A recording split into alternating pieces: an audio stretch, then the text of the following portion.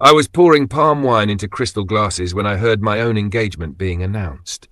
The room erupted in cheers. My stepsister stood where I should have been standing, wrapped in the wrapper my mother bought for me 6 years ago. And I was holding the tray. Let me take you back to where it all began. My name is Grace, and I was 12 years old when my mother left our house. Not died. Left. There's a difference. And that difference shaped everything that came after. Before that night, our compound was filled with laughter. My mother sang while she cooked.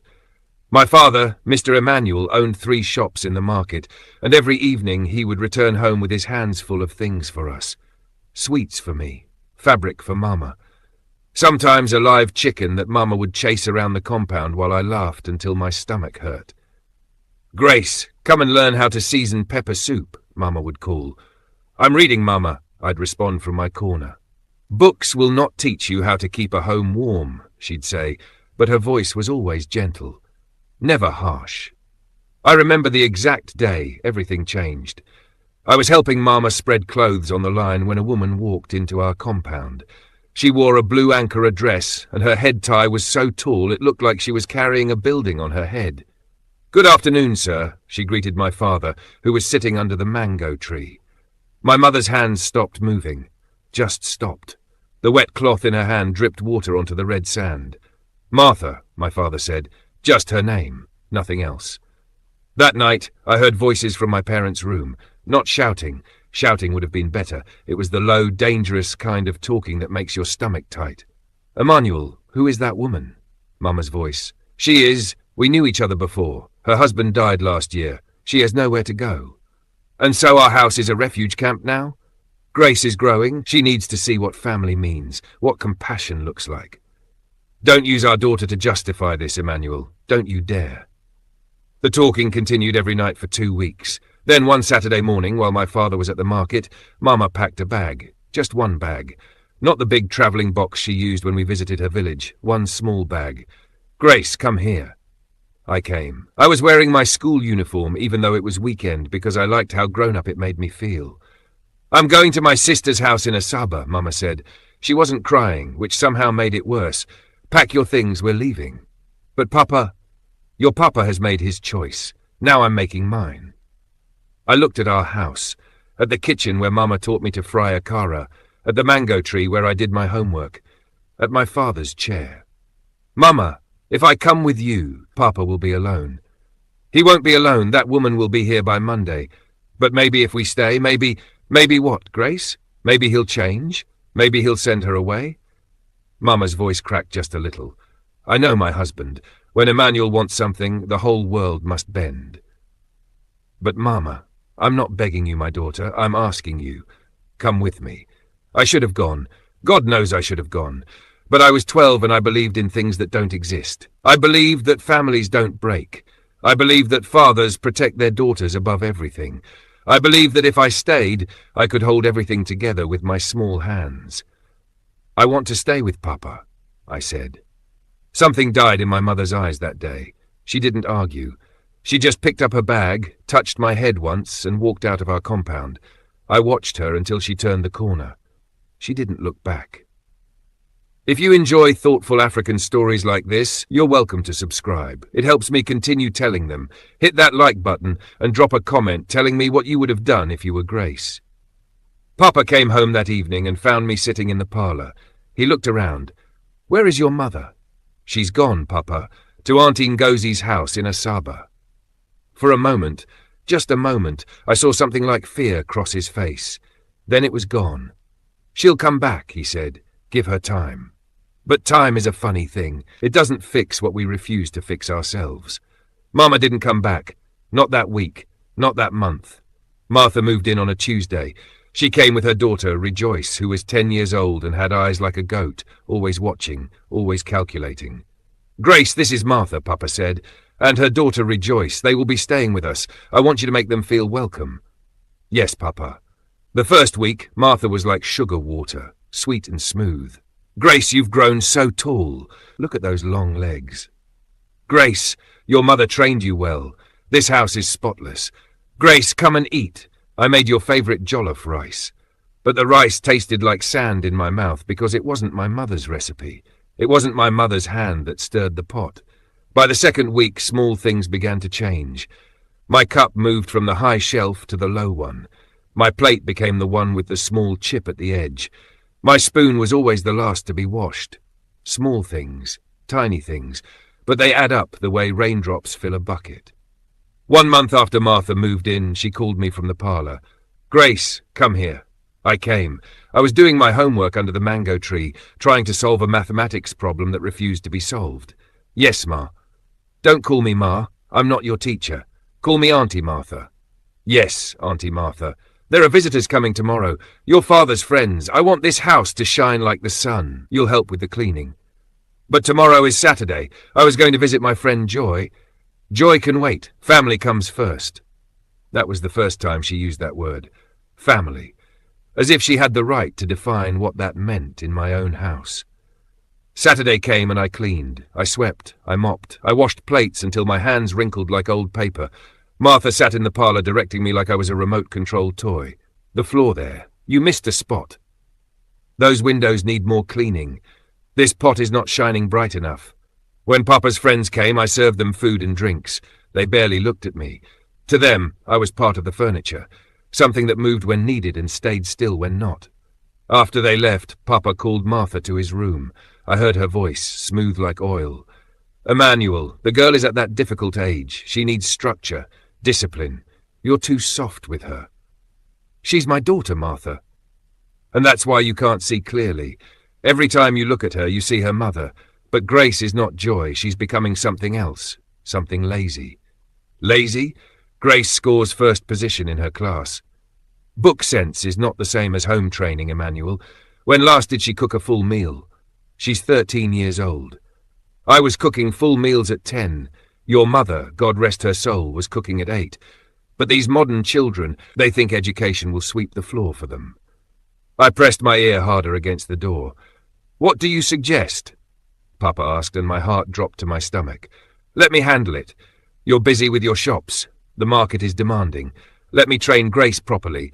When you come home, everything will be perfect. You'll see." And Papa, my own father, the man who used to carry me on his shoulders and call me his treasure, said just 2 words: "Handle it." That was the moment I lost him. Not dramatically, not with shouting or tears. Just 2 quiet words that signed me over like a property deed. From the next day, my life changed completely. I woke up at 5 in the morning to sweep the compound. Then I fetched water from the well. Then I started breakfast. Then I woke Rejoice for school. Then I ironed her uniform while mine stayed wrinkled. Then I rushed to get ready and run to school, usually arriving after the morning assembly had started. My grades started dropping. Not because I was stupid, but because it's hard to concentrate on algebra when you've been awake since 5 and you know you'll get home to find a list of chores waiting for you. "Grace, you're slipping," Mr. Johnson, my mathematics teacher, said one day after class. "You used to be my best student. Now you barely finish your exams." "I'm sorry, sir. I'll try harder." "Is everything all right at home?" And what could I say? That my stepmother was slowly erasing me from my own house? That my father pretended not to see? That every day I felt smaller and smaller until I wondered if I would just disappear completely? "Everything is fine, sir." He didn't believe me. But teachers in our school had too many students and too many problems to chase after one girl's silence. By the time I turned 16, I had become something like a shadow in my own house. I wasn't beaten. Martha was too clever for that. She never left marks that could be seen. Her punishment was different, more cruel. She removed my humanity piece by piece. She stopped calling me by my name.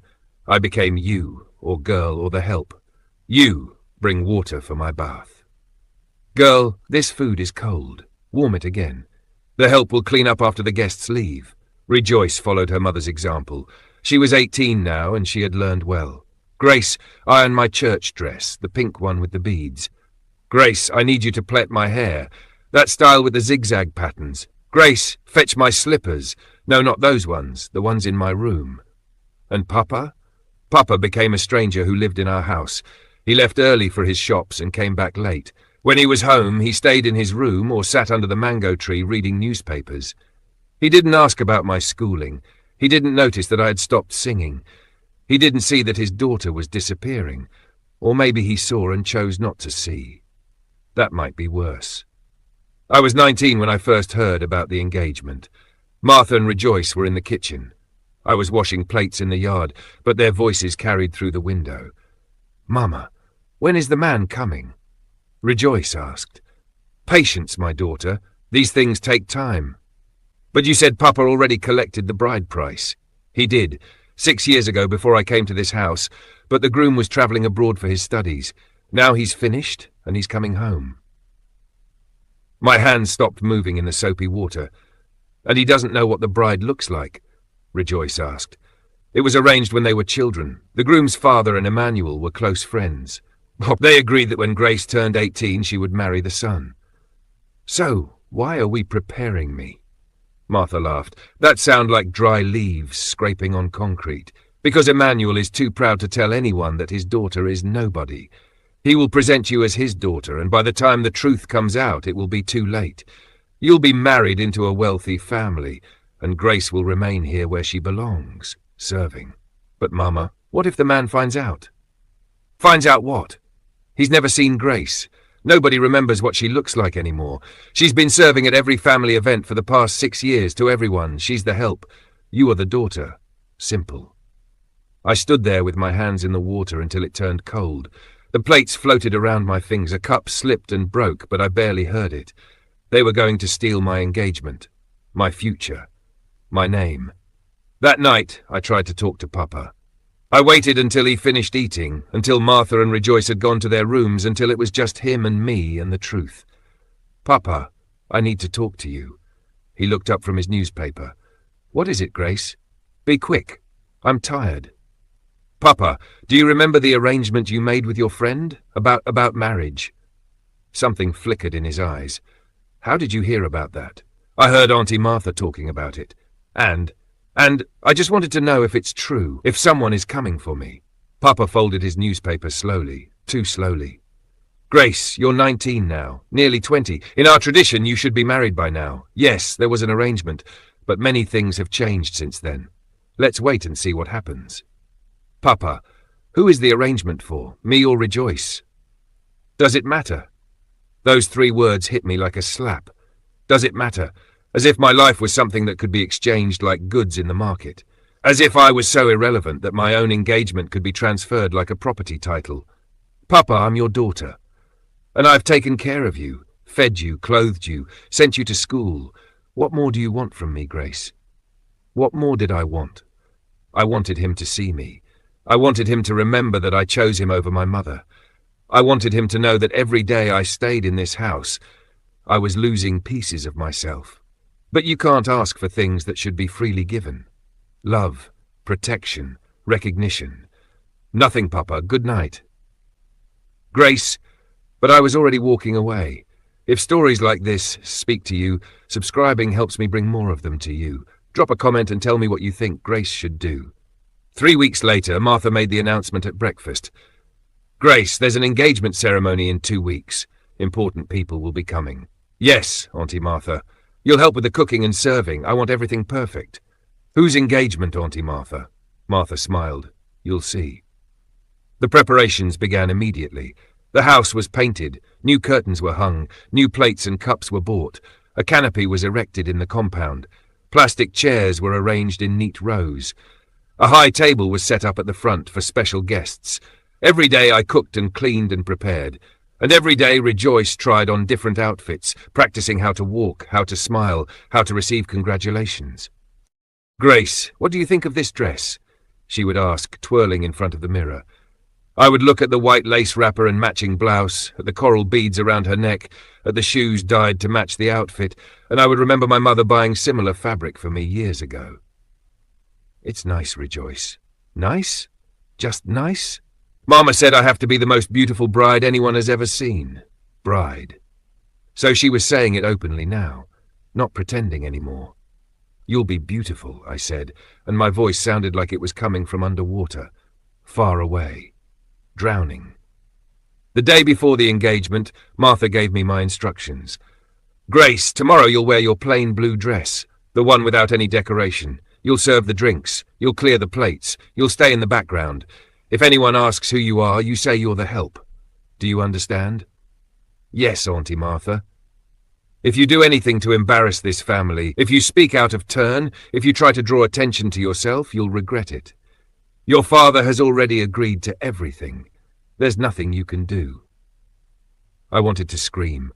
I wanted to run to my father's room and drag him out and make him choose, make him declare in front of everyone who his real daughter was.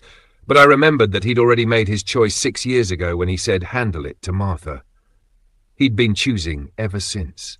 That night, I couldn't sleep. I lay on my mat in the small room that used to be the storage area, and I thought about my mother, about the choice she'd given me, about the bag she'd packed, about the corner she'd turned without looking back. I'd stayed for my father. I'd stayed to keep the family together. And what had it cost me? Everything. My name, my position, my future, myself. The morning of the engagement, I woke up at 4. I had a whole ceremony to prepare for. My own engagement ceremony where I would be serving drinks. By noon, guests started arriving. Papa's friends, Martha's relatives, people from our street, the pastor from church. Everyone was dressed in their finest clothes. The air smelled like perfume and jollof rice and the lies we tell ourselves to survive. I wore my plain blue dress. No jewelry, no makeup. My hair was packed in a simple bun. I looked exactly like what Martha wanted me to look like. Invisible. Rejoice sat at the high table wearing my wrapper and my future. The coral beads glowed against her skin. Her makeup was perfect. Her smile was rehearsed. She looked like a bride. She looked like Emmanuel's daughter. I stood at the side with a tray of drinks. Chapman, Maltina, Fanta. I moved through the crowd like a ghost, refilling glasses, clearing empty plates, keeping my eyes down. "The bride is beautiful," someone said. "Emmanuel has trained his daughter well," another person replied. "That's not his daughter," an old woman whispered to her companion. "That's the other woman's child." "Which other woman?" "The one who replaced his wife. You remember Joy? She left 6 years ago." "Oh? So where is Joy's daughter?" The old woman looked around and her eyes landed on me. "That's her there, the one serving drinks." "That one? But she looks like a house girl." "That's what she's become." Their voices dropped lower, but I heard every word. I always heard. That's the curse of being invisible. People forget you have ears. The ceremony began. The MC, a loud man in a blue agbada, took the microphone. "Ladies and gentlemen, we are gathered here today to witness the engagement of Rejoice, daughter of Mr. Emmanuel, to Mr. Paul, son of the late Chief Johnson." The crowd applauded. Martha beamed. Papa sat with his face carefully neutral, and I stood at the side, holding an empty tray, watching my life being given away. "But before we proceed," the MC continued, "the groom's family would like to properly identify the bride according to tradition. They have sent representatives to confirm that this is indeed the lady they are here for." Martha's smile froze. Just for a second, but I saw it. 3 men stood up from the back. They wore matching navy blue outfits. The one in the middle was tall with sharp eyes that seemed to see through walls. "Thank you, MC," the tall man said. His voice was quiet, but it carried through the entire compound. "As tradition demands, we want to properly identify our bride. We were told that Mr. Emmanuel has 1 daughter. Is this correct?" "Yes," Papa said, but his voice wasn't strong. 1 daughter. "And her name is Grace, correct?" Silence. The kind of silence that's louder than screaming. "I asked a question," the tall man said.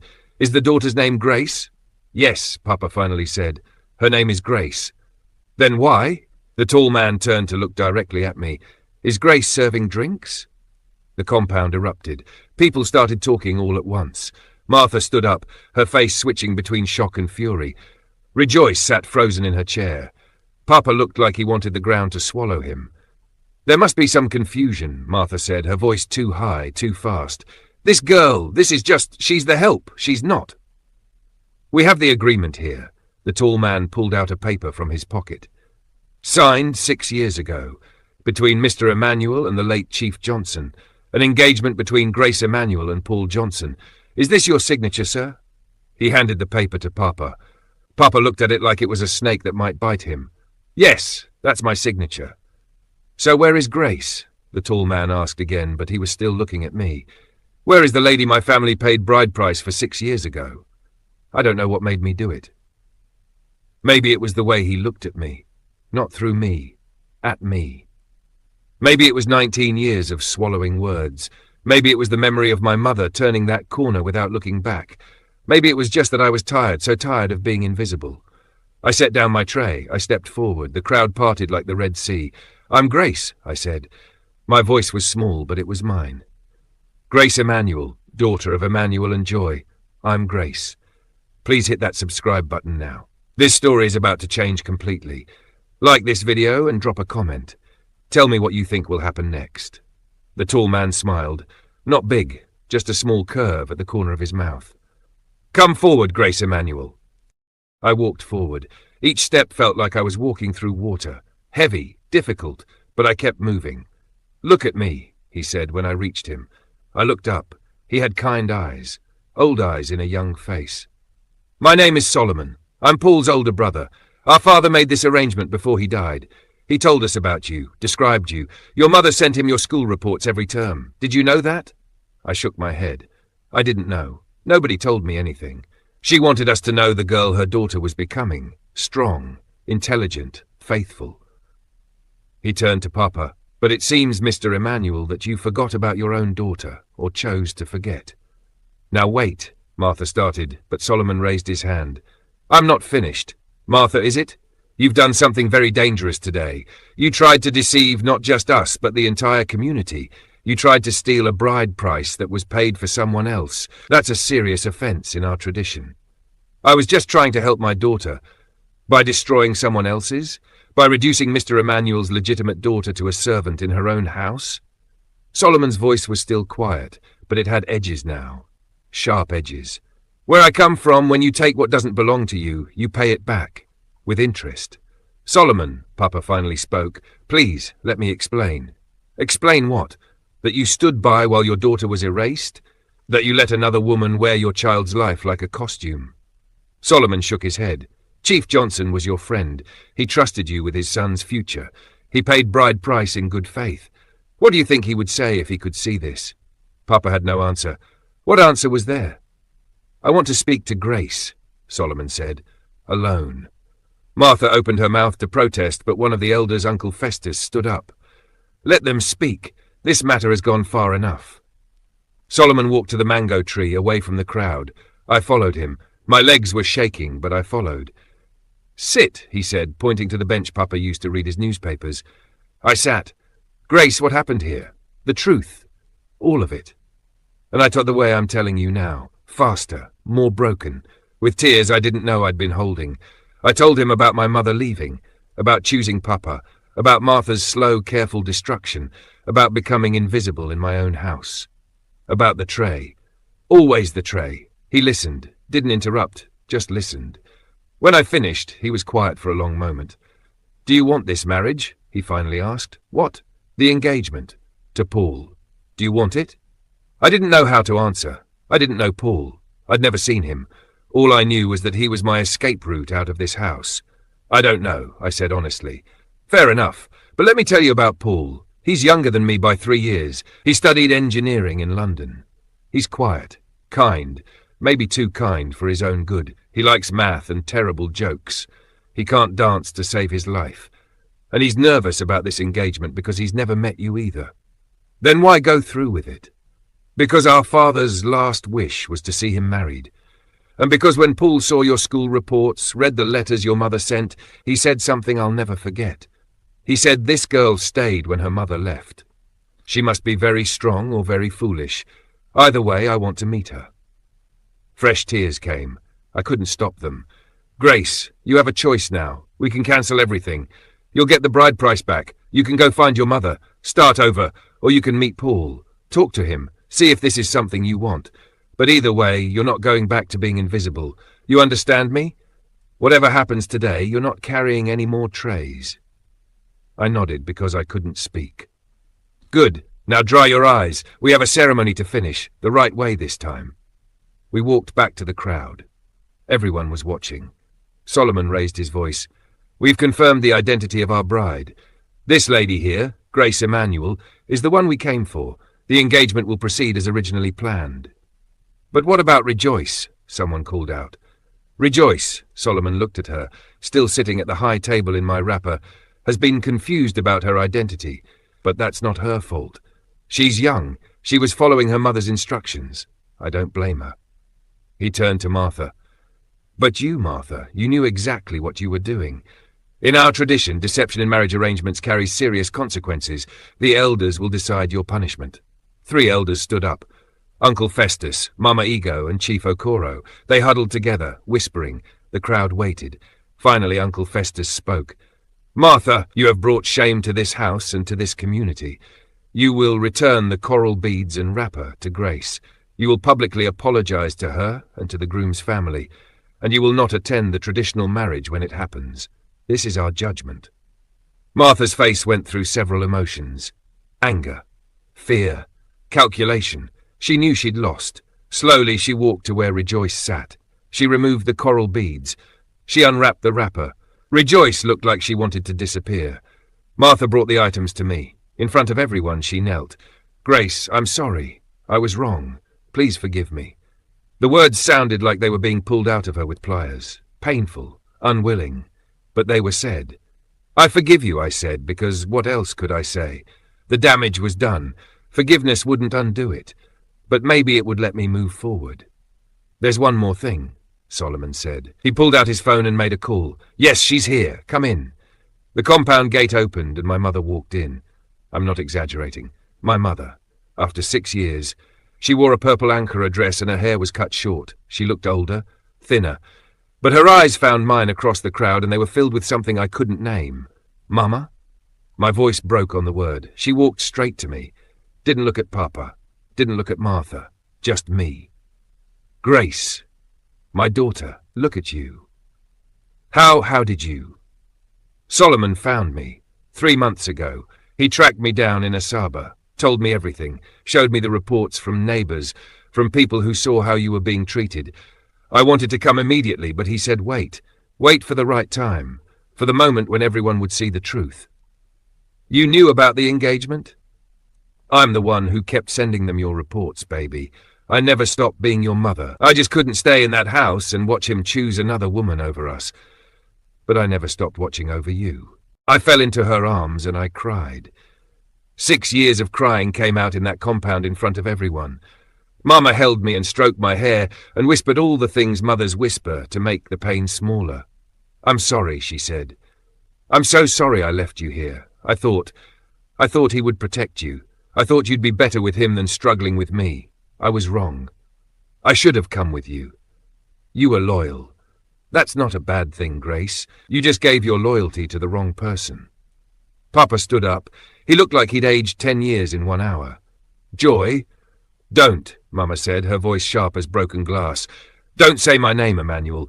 You lost that right when you chose silence over your daughter. I was trying to keep peace in my house. By sacrificing your child? That's not peace, Emmanuel. That's cowardice. Papa had no response to that because it was true. The ceremony continued, but different now. I sat at the high table where Rejoice had been sitting. Mama sat beside me. The coral beads felt heavy around my neck, but they were mine. The wrapper fit perfectly because Mama had always known my size. The MC read out the engagement terms. The groom's family presented their gifts. Drinks were shared, prayers were said. And through it all I kept thinking about the tray. The tray I'd carried for 6 years. The tray that symbolized my invisibility. The tray that almost became my entire identity. After the ceremony, Solomon brought Paul to meet me. He was tall, slim, with glasses and a shy smile. Hello, Grace, he said. I'm Paul. Sorry we're meeting under such dramatic circumstances. Hello, I said, and I couldn't help but smile.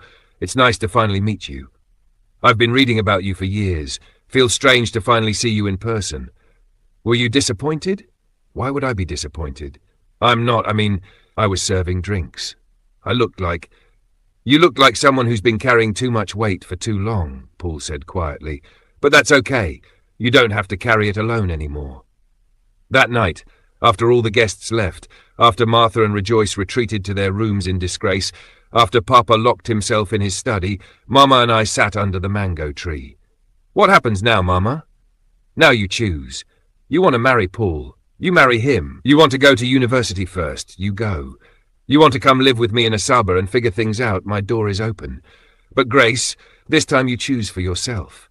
Not for your father. Not for family peace. For yourself. I think I want to get to know Paul. See if we fit. Good, that's good, baby. And I want to finish my education. I never finished secondary school properly because of all the everything. Solomon already talked about that. The Johnson family will pay for you to finish school and go to university if you want, part of the original agreement. They seem like good people. They are, very different from your father's family. We sat in comfortable silence for a while. Then I asked the question that had been burning in my chest. Mama, do you still love him? Papa? Mama thought about it for a long time. I loved who he was, not who he became. And that's okay. People change. Sometimes they change into strangers. He's trying to talk to me. Let him. Hear what he has to say. But Grace, don't let his guilt become your burden. He made his choices. You make yours. 2 weeks later, I moved to Asaba with Mama. I enrolled in a good secondary school to complete my final year. Paul called every weekend. We talked about everything and nothing. Slowly, carefully, we built something that looked like friendship. Papa called too sometimes. The conversations were awkward, painful, full of things unsaid. Grace, I'm sorry. I know, Papa. I was wrong, I see that now, I know. Can you forgive me? I'm trying, Papa. I'm trying. And I was. Forgiveness isn't a one-time thing, it's a process. Some days I woke up and felt nothing but anger. Other days I remembered the Papa who carried me on his shoulders and I felt grief for what we'd lost. Martha and Rejoice stayed in Papa's house. I heard through relatives that things were tense. That Martha's authority had collapsed like a house built on sand. That Rejoice had become withdrawn and quiet. That Papa had become a ghost in his own home. But that wasn't my problem anymore. For the first time in 6 years I was choosing my own life. I was choosing my own path. I was choosing myself. A year later I finished secondary school with the best grades in my class. Paul came to my graduation. We'd been writing letters and having long phone calls. We'd met several times, always with Mama present, learning each other slowly. Grace Emmanuel, he said after the ceremony, you're extraordinary. You know that? I'm just trying to survive. No, surviving is what you did in your father's house. This is you living. There's a difference. When did you become so wise? I read it in a book. He smiled that shy smile. Actually, I've been thinking, I know we're supposed to get married soon, but I was wondering, would you want to go to university first? I can wait. I've waited this long. I looked at him, really looked at him, this man who barely knew me but was willing to wait, who saw my value when I'd been treated like trash, who was offering me choice instead of demands. What if I said yes? What if I said I wanted to study for 4 years? Then I'd say, see you in 4 years. We'll write letters. I'm good at letters. You're serious. Grace, I don't want a wife who feels trapped. I want a partner who chooses me because she wants to, not because she has nowhere else to go. So yes, I'm serious. Go to university. Become whoever you want to become. I'll be here when you're ready. That's when I knew. This was different. This was real. This was what partnership was supposed to look like. I went to university, studied business administration. Paul was in Lagos working as an engineer, but we wrote letters every week. Long letters full of dreams and complaints and terrible jokes that made me laugh until my roommates thought I was crazy. During holidays, I visited Mama in Asaba. Sometimes Paul would come too, and we'd all sit together eating Mama's pepper soup and talking about everything. Mama loved him. She said he had kind eyes, that you can tell a lot about a man by his eyes. I visited Papa's house once during my 2nd year. It was Christmas and Mama said I should try. That holding anger only hurts the person holding it. The house looked the same but felt different, smaller somehow. Martha answered the door. She looked older, worn down. Grace, you came. Hello, Auntie Martha. You don't have to call me Auntie anymore. I don't deserve it. We stood there awkwardly until Papa came out. He looked thinner. Grey had taken over most of his hair. Grace, my daughter, come in. Please come in. I went in. Rejoice was in the parlour. She stood up when she saw me. Grace, I wanted to say sorry for everything. I knew it was wrong, but I was afraid of my mother. That's not an excuse, I know it's not, but I'm sorry. I forgive you. Rejoice, I said, and I meant it. She was a victim too, in her own way. Raised by a woman who taught her that other people's lives were things you could take if you wanted them badly enough. That Christmas visit lasted 3 days. Papa and I talked, really talked, about my mother leaving, about his choice to bring in Martha, about how he'd convinced himself that I was fine because I didn't complain. Grace, I told myself I was being fair to everyone, but I was just being a coward. You clingy, I didn't want conflict, so I let Martha do whatever she wanted, and you paid the price. Why did you let her, Papa? Why didn't you protect me? Because, he struggled with the words, because every time I looked at you, I saw your mother. I saw the woman who left me, and it was easier to let Martha handle things than to face my own failure. I wasn't Mama, Papa. I was your daughter. I stayed when she left. I chose you. I know, and I wasted that gift. I wasted you. We cried together that day, Papa and I. Not the kind of crying that fixes everything, but the kind that acknowledges the broken places. The kind that says, this happened and we can't undo it, but maybe we can learn to live with it. I graduated from university 4 years later with second-class upper honours. Mama came, Paul came, even Papa came, sitting at the back, trying to be invisible the way he'd made me invisible all those years. After the ceremony, Paul took my hand. We walked to a quiet corner of the campus. Grace Emanuel, soon to be Grace Johnson if you'll have me, he began. That's a terrible start to a proposal. I know. I'm nervous. Let me start again. He took a deep breath. Grace, I've known you for 5 years now. On paper, we've been engaged for 11 years. But I feel like I'm just starting to really see you. The woman you've become, the strength you have, the forgiveness you've learned to give, the joy you're learning to keep for yourself. And I want to spend the rest of my life discovering more. Will you marry me? For real this time. Not because of some arrangement our fathers made, but because you want to. I looked at him. This man who'd waited, who'd written letters, who'd never once made me feel like I owed him anything, who'd given me space to become myself. Yes, I said. Yes, I'll marry you. The wedding happened 6 months later. It was small. Just close family and friends. Mama was there, radiant in gold lace. Solomon was there as best man. My university friends came. Even Mr. Johnson, my old mathematics teacher, came and told me he was proud of how far I'd travelled. Papa came with Martha and Rejoice. They sat at the back. I'd invited them because forgiveness isn't just words. Sometimes it's action. Sometimes it's saying, you hurt me deeply, but I won't let that hurt define the rest of my life. During the ceremony, when it was time for my father to present me to the groom, there was a moment of confusion. Traditionally, the father walks the bride forward, but I'd asked for something different. Mama walked me forward. She placed my hand in Paul's hand. She said the traditional words, "Here is my daughter, treat her well or answer to me." Paul said, "I promise. On my life, I promise." Papa watched from his seat. I saw tears on his face, maybe regret, maybe understanding that some losses you cause yourself. The reception was joyful. We danced, we ate, we laughed, and at one point Solomon pulled me aside. "You know, Grace, 6 years ago when we came to your father's house and saw you carrying that tray, I was furious. I wanted to cancel everything, but Paul said no. He said, if she's been strong enough to survive this, imagine what she'll do when she's free. He said that? He saw you, Grace, even then, when you couldn't see yourself."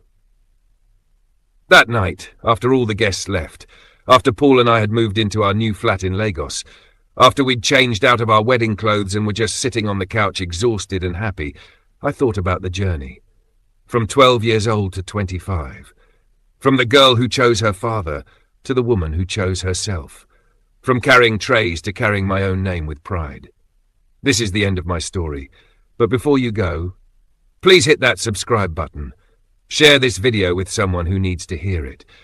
Drop a comment telling me what this story meant to you. And remember, you're never too far gone to choose yourself.